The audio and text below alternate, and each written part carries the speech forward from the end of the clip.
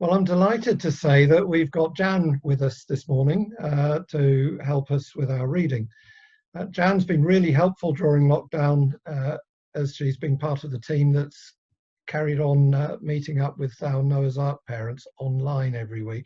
So I hope you've enjoyed that, Jan. We've really appreciated it. And I do hope that you've been coping all right with the strangeness of lockdown. But it's good to see you.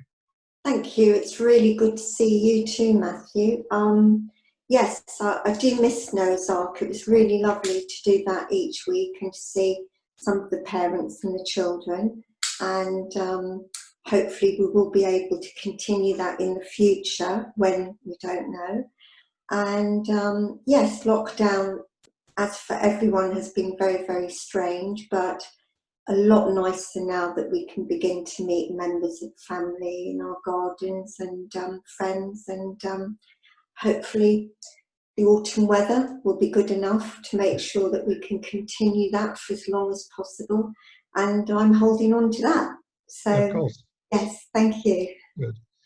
Well, thank you for agreeing to do this morning's reading for us. I'm going to hand over to you now and disappear from the screen so that the mic is yours now. Thank you, Matthew. And today I'm reading from the book of Colossians. I'm reading from chapter 1, verses 9 to 20.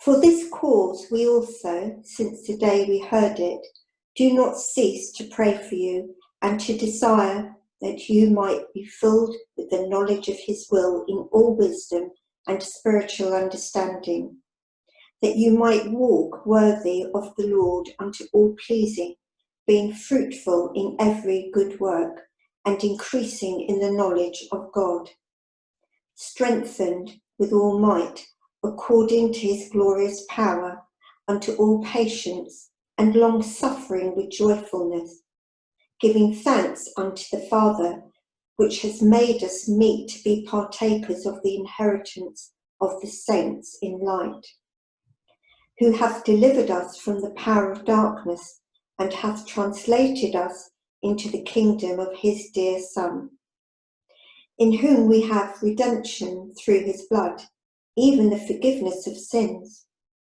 who is the image of the invisible God, the firstborn of every creature. For by him were all things created, that are in heaven and that are in earth, visible and invisible, whether they be thrones or dominions, or principalities or powers, all things were created by him and for him. And he is before all things, and by him all things consist. And he is the head of the body, the church, who is the beginning, the firstborn from the dead, that in all things he might have the preeminence. For it pleased the Father that in him should all fullness dwell. And having made peace through the blood of his cross, by him to reconcile all things unto himself, by him I say, whether they be things in earth or things in heaven. And that finishes the reading this morning. Thank you, Jan. And that reading itself is a really good introduction to our next song, which is Praise to the Lord, the Almighty, the King of Creation.